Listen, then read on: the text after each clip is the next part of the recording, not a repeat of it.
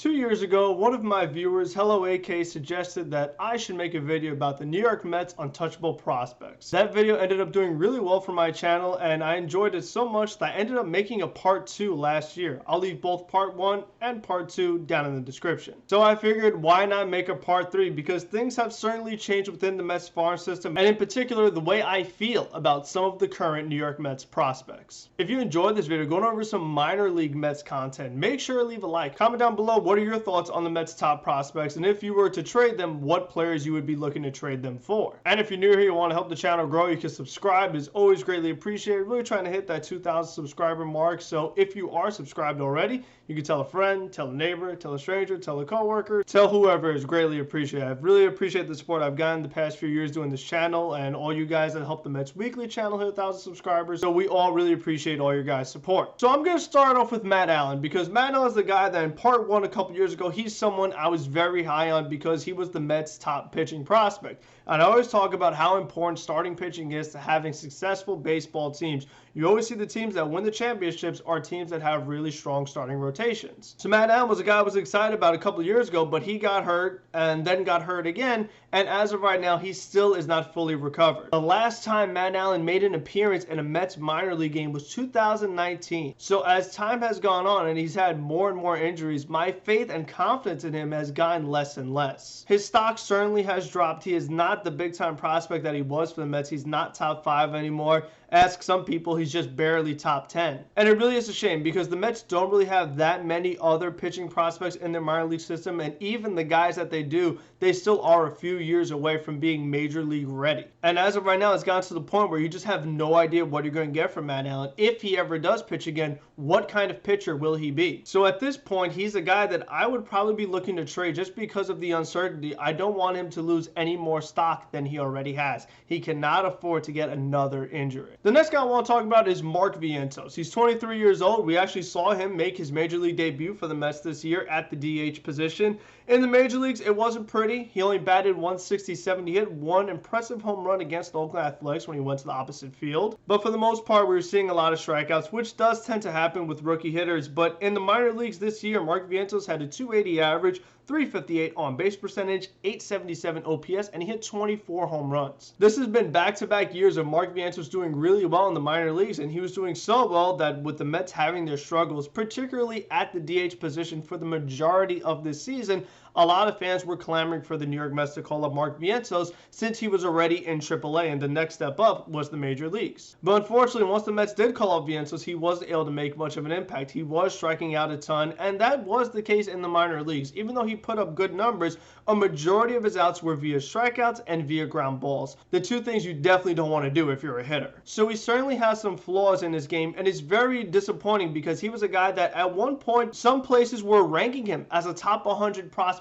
in all of baseball. He's not that guy anymore. I don't think we'll see him crack another top 100 list. So similar to Matt Allan, he's another guy who has continued to lose stock. Originally, we thought that maybe Mark Vientos could be a third baseman, but he isn't really a great defender there. He isn't quite all that athletic, so he's not much of an outfielder either. The one position he could probably play is first base, and for the Mets, if they do re-sign Pete Alonso, other than signing Carlos Correa, signing Pete Alonso long-term should be a big priority for the Mets. So if Alonso is going to be here a long time playing first, there isn't much room for Mark Vientos to have any kind of impact on the Mets. The only thing that Mark Vientos has going for him right now is the fact that the Mets year after year have struggled against left-handed pitching, and they called up Mark Vientos to be a guy to DH against left-handed pitchers. Unfortunately, he was sharing time with Darren Ruff, which still is just crazy to think about with how bad Darren Ruff was, so Vientos was not able to get that consistent playing time. It remains to be seen if the Mets are going to add another bat in free agency or via trade, whether that is somebody like Trey Mancini or Jurickson Profar. We'll see what other moves the Mets make if this Carlos Correa deal does go through. And if they do make some more moves, it is really hard to see Mark Vientos having any kind of fit on this Mets team,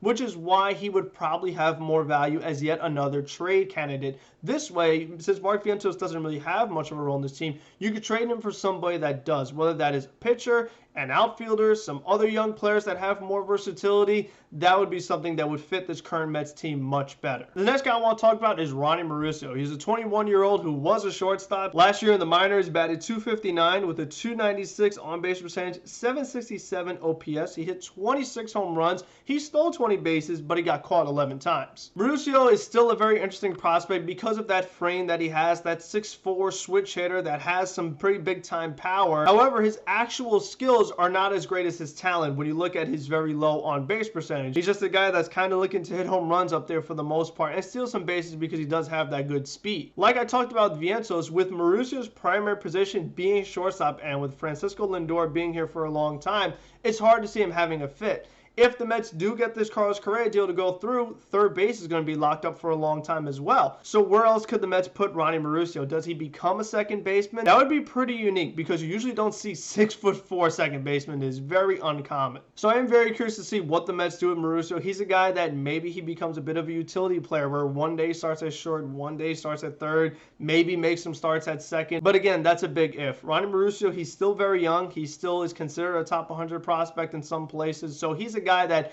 actually does, like I said before, have good trade value. And if it's up to me, the only way I trade Ronnie Mauricio is if I get a young, controllable ace starting pitcher back in return. I just think that one of my long-term concerns with this New York Mets team is that their top of the rotation is Justin Verlander and Max Scherzer, who for right now, it looks great. But 2 years from now, both of them will be gone, and the Mets are going to need some aces to step up. We'll see what Kodai Senga is by the time that happens, and still these other prospects might not be ready to be in the starting rotation and particularly be top of the rotation arms. So if somebody from Milwaukee becomes available, a Corbin Burnes, a Brandon Woodruff, who knows, maybe Cleveland looks to move Shane Bieber or someone like that, those are the kind of trades that I'm putting Ronnie Mauricio in because I just think that, again, having that young starting pitching is just so important that I think that would help the Mets more than what Mauricio could do right now if Lindor and Correa are going to be here for a long time. Up next, Alex Ramirez. He's a center field prospect for the Mets. He's currently 19 years old, but he's actually going to turn 20 this week, so he still is very young.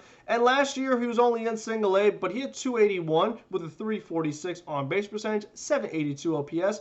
He had 11 home runs, he had 21 steals, but he was caught 16 times. Ramirez is a pretty interesting guy. He does have good bat-to-ball skills. He does have some pretty good speed. Isn't a great defender, but he's okay out there in center field. But he's just a guy that is nice to have another quality outfielder that could hit the ball well. Ramirez is still so young that we still don't know exactly what he's going to be quite yet. So he's one of those guys that I really would be looking to hold on to. He almost is untouchable to me just because we don't know what he is quite yet. Before I decide to trade him or keep him as a part of this team, I would like to know a little more about him and what his future is going to be. I mean, does Ramirez become a guy that can move to a corner once Canna is gone and Marte is gone? Perhaps, but still, he's just so young, it remains to be seen. Up next, Brett Baty, third base prospect. He's 23 years old. In the minor leagues last year, he had .315 with a .410 on-base percentage, .943 OPS. He had 19 home runs in only 95 games. We actually saw Brett Baty make some at-bats for the major league team this year. He batted .184. He had 2 home runs, including his major league debut against the Atlanta Braves. First pitch, he hits it right over the right field wall. That was awesome to see. But unfortunately, he did finish the season with an injured thumb on a diving play he made at third base. Now with Baty, there still is a lot to like, even though it didn't look great in his very limited at-bats in the major leagues. Baty was hitting the ball on the ground too much. He was getting a little pull happy and out of his element. It's just very frustrating that as soon as it looked like Baty was starting to turn around and be more like the hitter that he was in the minor leagues, hitting line drives, going to the opposite field, that was when he got injured. It's hard to overreact to what a rookie does in their first week or 2 weeks in the major leagues because there still is just so much to learn. But Baty is still definitely a top 50 prospect in all of baseball, maybe even top 30. And he's definitely a guy that's going to be a part of this New York Mets team, it seems. If Correa is signed, maybe the Mets will look to experiment with Brett Baty in left field. If the Mets are not able to pull off this Correa deal, then Baty might become the third baseman of the future, unless they make a big move for a Machado next year. And the only way I trade Brett Baty is if it's a Shohei Ohtani or Juan Soto type player. We're talking about like top 10 player in baseball. That's the only way I'm moving Brett Baty. Up next, as you know, my favorite Mets prospect, a lot of people's Mets favorite prospect, Francisco Alvarez, 21 years old. catching prospect. In the minor leagues last year, he had 260 with a 374 on base percentage, 885 OPS. He had 27 home runs. He did play in the major leagues a little bit for the Mets as a DH. He batted 167. He did hit 1 home run. He did deal with a bit of an ankle issue late in the season, which led to him losing out on some playing time even in the minor leagues. So it was pretty surprising when he was even called up to the major league team. I thought that maybe they would just kind of shut him down for the rest of the year, let him rest up that ankle. And the hope for Alvarez that he's the catcher of the future. And he debuted, but he debuted as a DH. And this offseason, the Mets added another catcher by signing Omar Narvaez to a 2-year deal. So you have to wonder, what does that do for Francisco Alvarez since Tomas Nido is still here? The Mets have a few options. Do they move on from Tomas Nido and have Narvaez and Alvarez share the catching duties? Do they keep both of those catchers and make Alvarez a full-time DH? Or do they start Alvarez in the minor leagues to get more of that catching experience and get those reps in? As much as I would love for Alvarez to be a part of this team, the only way I want him to do is if he is a catcher. So if he's not going to be catching the major league team, I think the best move is to put him in the minor leagues, let him get some more reps, and just become more of that two-way player that we were hoping for him to be. Alvarez was a guy that definitely looked a little young. He definitely was pressing when he first started with the Mets. He was striking out a lot. The bat was slipping out of his hands. But as he was starting to get settled, you started to see more of that approach of laying off those pitches in the dirt, and he showed some of that light tower power that he has, because when Alvarez hits it, you know it, because his power is not like most other hitters. So I still am extremely excited for what Alvarez can do to this team, and I'm just very curious to see how the Mets go about utilizing him and what his role is going to be this year. And now we're going to add on the 2 first-round picks that the Mets had this year. The first one, the number 11 pick, Kevin Parada, another catching prospect. He played in 13 minor league games because he was just drafted this past year, and he hit 276 with a 455 on base percentage and 880 OPS. Now, Parada is very interesting because Francisco Alvarez, he was at one point classified as the number 1 prospect in baseball at some point last season. So to have the number 1 prospect in baseball who's a catcher and have another big catching prospect, there's only one catcher position on a team for the most part. I know a catcher doesn't play every game, but you would imagine that Alvarez would get most of the playing time. So you're going to need something for Parada to do. Now, luckily, Parada is pretty athletic. There has been talks of maybe him playing some outfield, but again, I don't think that's the greatest fit for him. I think that he's a guy that he might be a really appealing trade piece. If the Mets did want to make a big move for Shohei Ohtani next offseason, I think that Parada would probably be a big part of that trade. So we'll see how he develops and what his long-term position is going to be, and if he will even be a Met for a long time. And then the other guy the Mets added in the first round, Jet Williams. He was the 14th pick in the draft. Again, the Mets had 2 first-round picks because of what happened 2 years ago with the Kumar Rocker saga and the Mets drafting him but then not signing him. So they had 2 first-round picks in this past draft. And with that second draft pick, they took Jet Williams, and again, he only had 10 games, similar to Parada. He had 250, 366 on base, 803 OPS. Now, Jet Williams, he's a bit of a different guy because he's only 5'8", so you're not going to get a 30 home run season out of him. He's going to be one of those more all-around shortstops, a guy that's stealing bases, playing good defense, putting the ball in play, hitting for average. So again, with Francisco Lindor being here for a long time, hopefully Carlos Correa being here for a long time, who knows what happens with McNeil and some of these other guys? Who knows who else the Mets may add big time in free agency with the way Steve Cohen likes to spend money.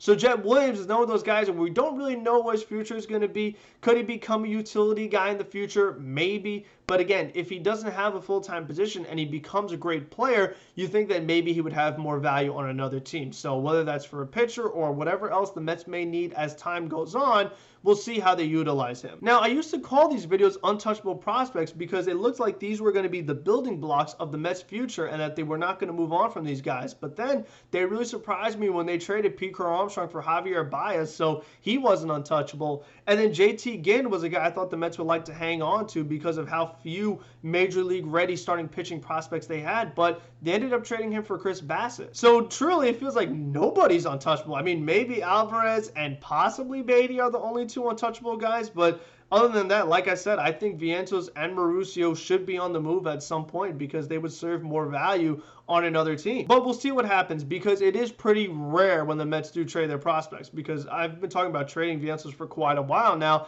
and they still are yet to do it. So I'm curious to see what happens because, again, it's like if the guy doesn't have a role in this team, The only way for these guys to really improve and hit their ceiling is with that playing time. And if Vientos is going to be a guy who DHs sometimes, he's never going to get that consistent playing time and show what he's fully capable of. So again, hopefully you guys enjoyed this video. Again, thank you for all the support. Let me know what other videos you want to see in the future. And until the next one, be safe, be smart, be healthy, and let's go Mets.